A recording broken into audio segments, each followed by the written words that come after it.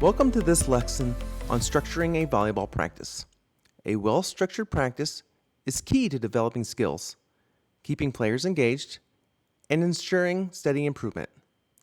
Today we'll cover how to organize practice time effectively, key components of a practice session, and tips for keeping players motivated and engaged.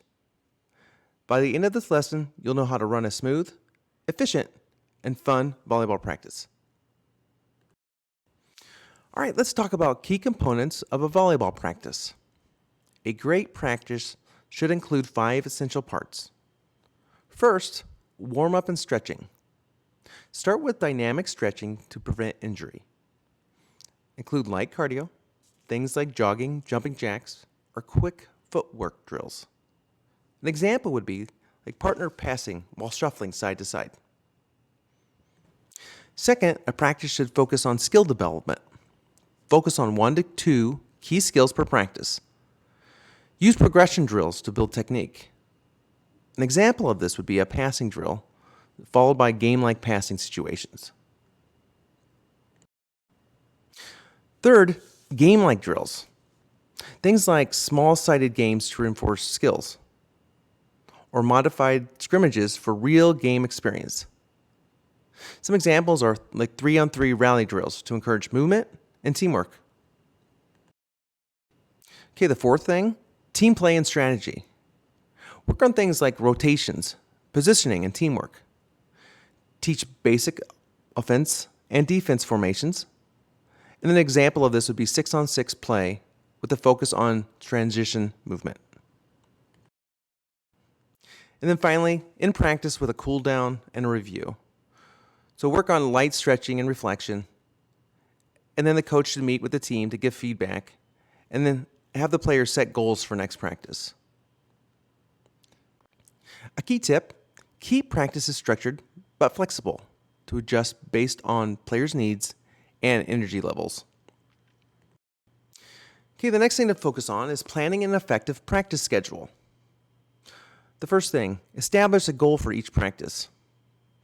Decide on 1 to 2 key focus areas, like focus on passing accuracy or defensive positioning. Also, align drills and activities to meet that goal. And as you're planning, make sure you use time efficiently.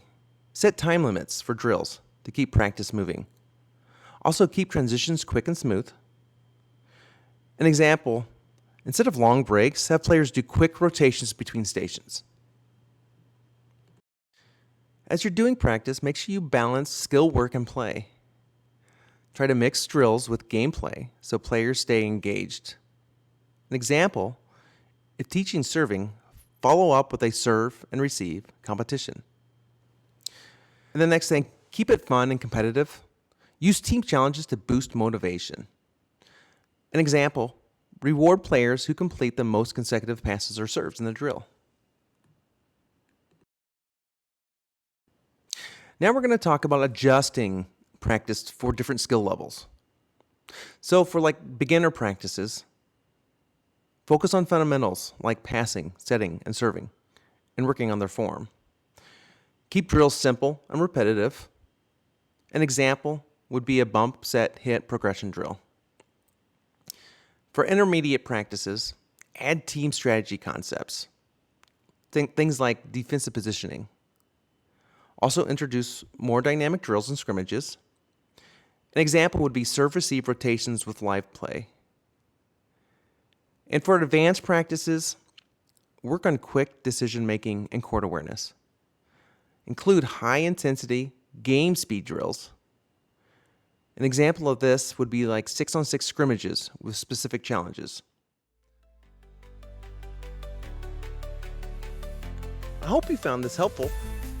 For a free download of this printable sheet for players or your own use, click on the link below and visit volleyballtools.com.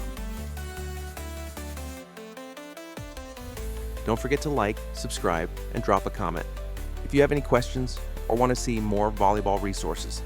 See you in the next video.